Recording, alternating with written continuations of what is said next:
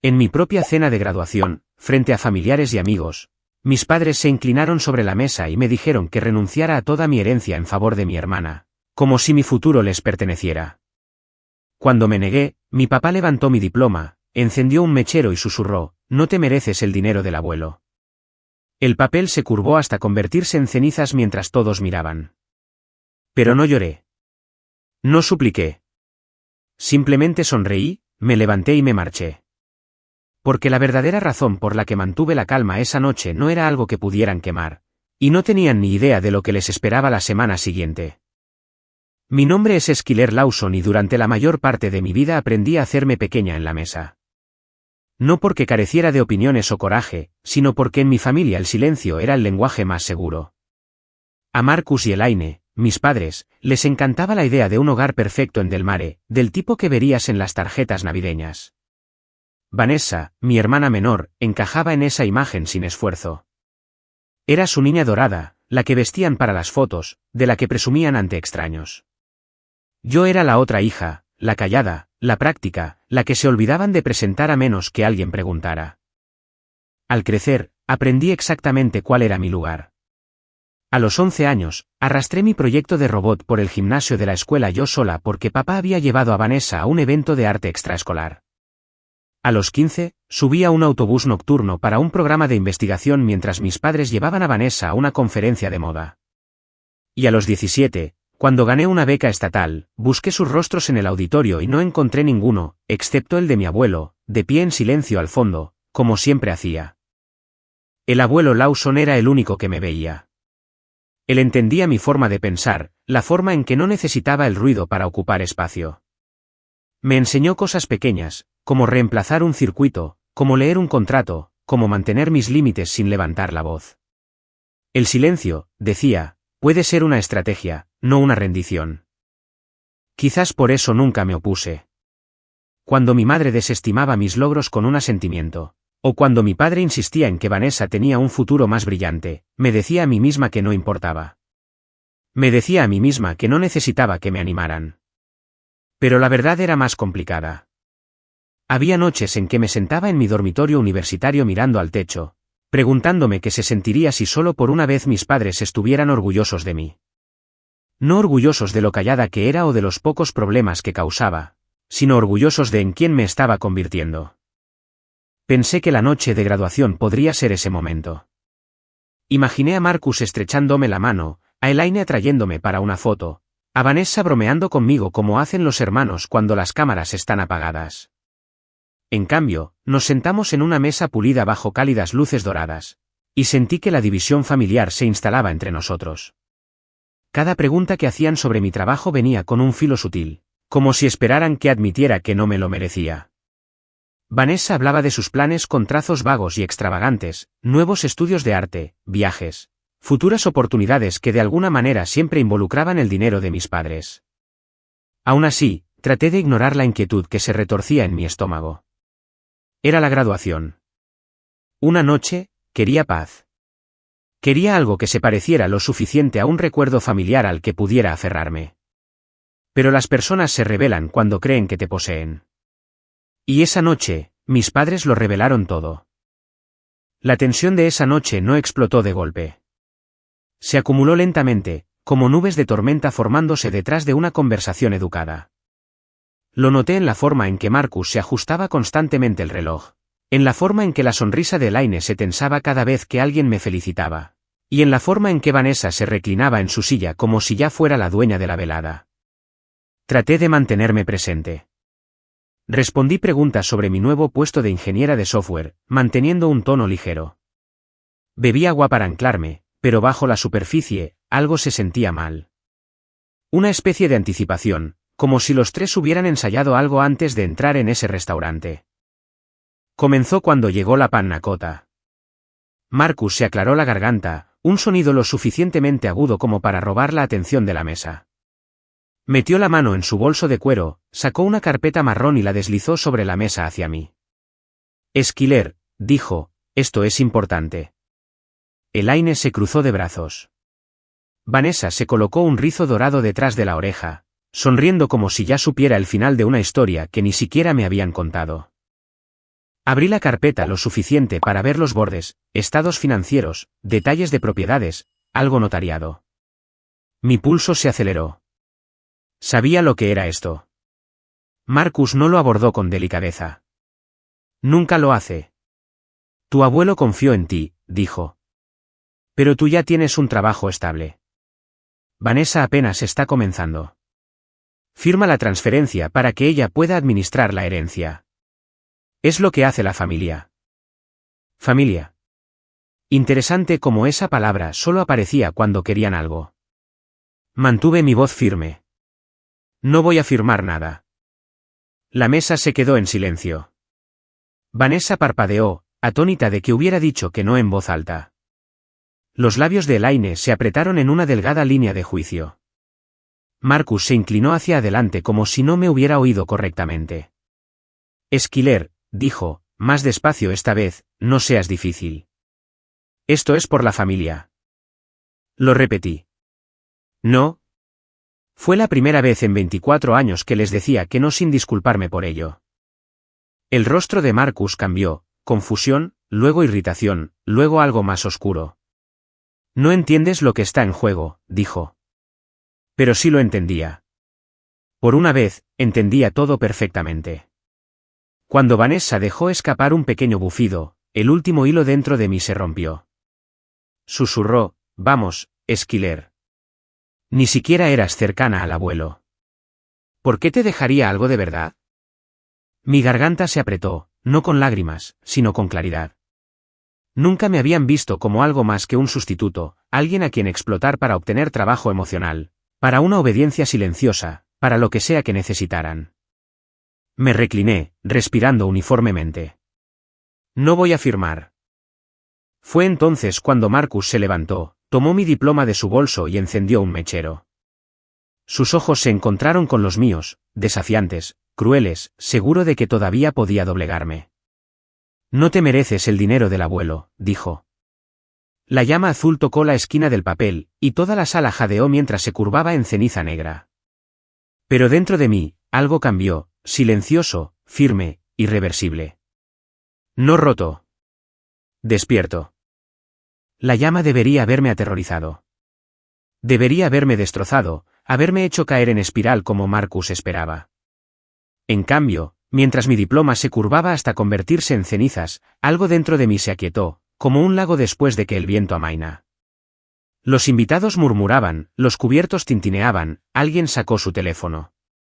La sonrisa de Vanessa vaciló, la confusión parpadeando en sus ojos. Elaine no se movió en absoluto. Solo me miraba, esperando a que me desmoronara para poder llamarlo una reacción exagerada. Pero no me desmoroné. Vi las cenizas caer sobre el mantel blanco y me sentí ligera. Años de ser ignorada, desestimada, manejada como una molestia, todo se asentó en una única verdad clara. No quedaba nada aquí por lo que valiera la pena aferrarse. Marcus parecía casi decepcionado de que no estuviera llorando. Esto es lo que pasa cuando olvidas quién te apoya, dijo. Curioso, no podía recordar una sola vez que me hubieran apoyado. Me levanté lentamente, alisando el bajo de mi vestido. ¿Has terminado?, pregunté. Él parpadeó, sorprendido por mi calma. Vanessa extendió la mano como para agarrar mi muñeca. Esquiler, no seas dramática. Di un paso atrás antes de que me tocara. Su mano se congeló en el aire. Elaine finalmente habló, su voz baja y fría. Si te vas ahora, estás eligiendo dividir a esta familia. La ironía casi me hizo reír. Ellos dividieron a esta familia mucho antes de que yo aprendiera a deletrear mi propio nombre. Recogí mi bolso, coloqué mi servilleta cuidadosamente sobre la mesa y encontré sus 3 miradas, una por una. Yo no soy la que está dividiendo nada, dije. Simplemente he terminado de fingir que esto es una familia. Jadeos recorrieron la mesa, pero no estaba haciendo esto por teatralidad. No estaba representando el dolor. Simplemente había terminado de ser pequeña. Me di la vuelta y salí del restaurante, mis tacones resonando suavemente contra el azulejo. Nadie me siguió. Estaban demasiado atónitos o demasiado orgullosos, o ambas cosas. Afuera, el aire de la noche me envolvió, fresco, húmedo, reconfortante. La calle olía ligeramente a lluvia. Los coches pasaban con un ritmo constante. Por primera vez en toda la noche, podía respirar. Pedí un transporte, me deslicé en el asiento trasero y miré mi reflejo en la ventana. Mis ojos no estaban rojos. Mis manos no temblaban. Parecía alguien que finalmente había dejado de intentar ganarse un amor que nunca llegaría. El apartamento de la tía Riley en Hillcrest estaba tenue y cálido cuando llegué. Había dejado la puerta sin cerrar, una taza en el mostrador, bolsitas de té de manzanilla junto a la tetera. Sin preguntas, sin lástima, solo espacio. Acostada en su sofá esa noche, repasé todo, no con ira, sino con comprensión. Su crueldad no fue repentina. Fue practicada, esperada. Y, sin embargo, no me había roto. Había sonreído. Me había ido. Porque en el fondo, sabía algo que ellos no sabían. Su actuación de esta noche no era el final de la historia. Fue el error final que hizo que la verdad fuera imposible de ocultar. Y la próxima semana, en la oficina del abogado, finalmente entenderían cuán mal me habían juzgado. La mañana después de la cena, la luz del sol se filtraba a través de las cortinas de la tía Riley, suave y cálida, como si no supiera que toda mi vida había cambiado de la noche a la mañana. Esperaba despertarme temblorosa, furiosa, quizás incluso con el corazón roto. En cambio, sentí una calma desconocida, firme, arraigada, nítida, de una manera que hacía que todo a mi alrededor se sintiera más claro. Mi teléfono vibraba sin parar. Los mensajes de texto de Vanessa llegaron primero, cortos, presuntuosos, goteando prepotencia. Gracias por la habitación, hermanita. La voy a pintar de rosa pálido. No te importa, ¿verdad? De todos modos, nunca te gustó esa casa. Y oye, quizás intenta ser solidaria por una vez. Miré la pantalla hasta que las palabras se volvieron borrosas, no por las lágrimas, sino por la claridad. Ella realmente creía que la casa ya era suya. Luego vino el correo electrónico de Marcus, de 3 páginas.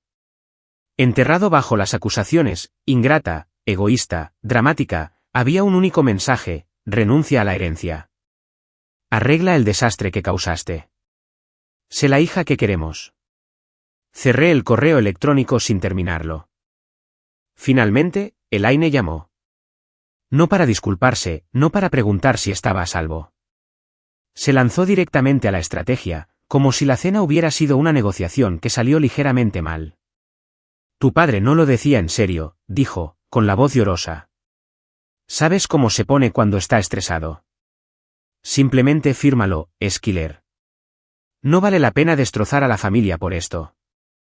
Pero ya estaba destrozada. Yo simplemente había dejado de fingir que las grietas eran líneas decorativas en el mármol.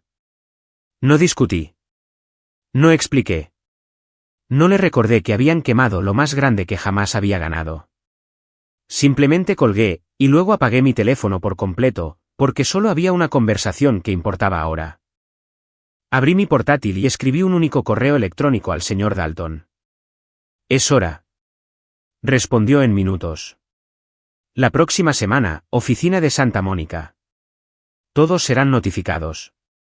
Dejé el portátil a un lado, me recliné en el sofá de la tía Riley y exhalé. Por primera vez en mi vida, no estaba reaccionando. Estaba eligiendo. La semana pasó en silencio, un extraño contraste con la tormenta que se estaba gestando por debajo. En el trabajo, me concentré en las revisiones de código y la planificación de proyectos, sumergiéndome en la parte de mi vida que realmente tenía sentido. Por las noches, me quedaba en casa de la tía Riley, bebiendo té, ayudándola con pequeñas tareas, viendo películas antiguas. No me presionó para hablar. Simplemente se sentó conmigo, un ancla silenciosa en un mundo que se había inclinado sobre su eje. Tu abuelo vio venir esto, me dijo una noche. Confió en ti por una razón. Asentí, aunque el peso de esa confianza oprimía mi pecho. Cuando finalmente llegó el día, conduje temprano a Santa Mónica. El cielo estaba despejado, brillante, casi burlón.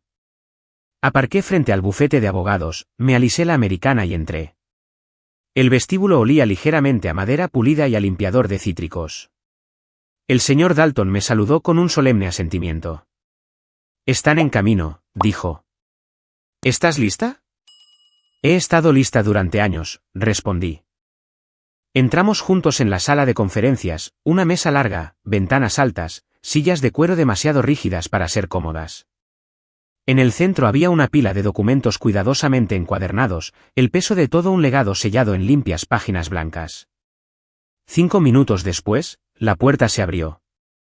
Marcus entró primero, con la mandíbula tensa y los ojos afilados por la indignación. Elaine lo siguió, con una expresión contraída, como si se estuviera preparando para la vergüenza. Vanessa entró detrás de ellos, con el teléfono en la mano y las gafas de sol sobre la cabeza, como si se dirigiera a un almuerzo en lugar de a un procedimiento legal. Se quedó helada cuando me vio. «¿En serio?», murmuró. «¿De verdad crees que esto va a cambiar algo?». No respondí. Se sentaron frente a mí. Una división perfecta, una metáfora perfecta. El señor Dalton comenzó sin ceremonias. Como se establece en el testamento oficial del señor Lawson. La sala se aquietó. Incluso el aire parecía contener la respiración. Leyó línea tras línea, detalles, fechas, firmas, declaraciones de testigos. Y luego, la parte que nunca esperaron. La totalidad del patrimonio, incluidas todas las propiedades, inversiones y acciones de la empresa, se transferirá únicamente a su nieta, Skyler Lawson. Los labios de Elaine se separaron. La mandíbula de Vanessa cayó. Marcus se abalanzó hacia adelante. «Eso es imposible», espetó. «¿Él lo prometió?». «No», interrumpió el señor Dalton con calma. «No lo hizo». Vanessa golpeó la mesa con la mano. «Ya he dado un depósito para un estudio. No puedes simplemente». La miré, firme e impasible. «No es tuyo para gastarlo». Ella negó con la cabeza. «A ti ni siquiera te gusta la casa. Ni siquiera te importa la empresa del abuelo». No tenía idea de cuánto me importaba. Cuántos veranos había pasado haciendo prácticas, observando en silencio cómo la empresa se hundía bajo una mala gestión. Cuántas noches el abuelo y yo nos habíamos sentado juntos revisando planos e ideas que él nunca llegó a implementar. Marcus lo intentó de nuevo, recurriendo a la fuerza que había usado toda mi vida. «Eres demasiado joven para manejar todo esto. Lo arruinarás todo». «Vanessa es una consentida», dije, mi voz tranquila pero más afilada que cualquier grito. «Y vosotros le enseñasteis a serlo». El silencio que siguió fue denso, incómodo, revelador. Entonces el señor Dalton hizo clic en un control remoto. «Tengo una cosa más que mostraros». Un vídeo apareció en la pantalla. El abuelo estaba sentado en su estudio, frágil pero con los ojos todavía agudos. «Si estáis viendo esto», comenzó, «significa que Skyler cumplió su promesa de permanecer en silencio hasta que la verdad pudiera hablar por sí misma». Elaine se cubrió la boca. Marcus miraba la pantalla, congelado. Vanessa susurró, «No». El abuelo continuó, «Os vi desestimar sus logros. Os vi celebrar a una hija mientras ignorabais a la otra. Vi a Skyler volverse fuerte de maneras que nunca os molestasteis en ver». La sala palpitaba de tensión. Nadie respiraba. «Y le dejo todo a ella», dijo, «porque en la fuerza se debe confiar, no explotarla». El vídeo terminó. El silencio creció como una marea. Me levanté, apoyando ligeramente las manos en la mesa. «Esto no fue una venganza», dije. «Esto fue justicia. Y esto», señalé hacia los contratos, «soy yo eligiéndome a mí misma». El rostro de Marcus se descompuso, no con remordimiento, sino con la comprensión de que el control se le escapaba de las manos. Elaine bajó la mirada, con los ojos llenos de lágrimas. Vanessa se cubrió el rostro, negando con la cabeza mientras su futuro se reescribía en tiempo real. Recogí los documentos que el señor Dalton me entregó, los metí en mi carpeta y me aparté de la mesa. «Quemasteis mi diploma», le dije a Marcus. «Pero no quemasteis mi futuro». Nadie habló. Nadie se atrevió. Salí de la oficina hacia el brillante sol de California, y por primera vez en mi vida, la luz realmente se sintió cálida. Pasaron 3 meses y el mundo se sentía diferente, más silencioso, más ligero, mío. Me mudé a un pequeño apartamento en el extremo sur de San José, lo suficientemente cerca como para ir caminando o en bicicleta al distrito tecnológico cada mañana. El lugar no era grande, pero se sentía seguro de una manera que nada de mi infancia jamás lo hizo. Una única foto enmarcada descansaba en mi escritorio, el abuelo y yo en el patio trasero, ambos riendo de algo que solo nosotros recordábamos. El trabajo también cambió. Asumí un rol de liderazgo en la empresa, reconstruyendo la estructura desde adentro hacia afuera. Sin política, sin nepotismo, solo competencia. La gente parecía respirar más tranquila. Los empleados que una vez parecían derrotados ahora me recibían con miradas firmes y esperanzadas. Nunca más supe de mi familia. Ni una llamada, ni un correo electrónico, ni siquiera un mensaje de Vanessa, quien una vez había sido incapaz de permanecer en silencio por más de una hora. Y extrañamente, no los extrañaba. Lo que sí sentía era paz, firme, honesta, ganada. Por la noche, me paraba en mi balcón y observaba las luces de la ciudad parpadear como estrellas distantes. Por una vez, mi mente no estaba acelerada.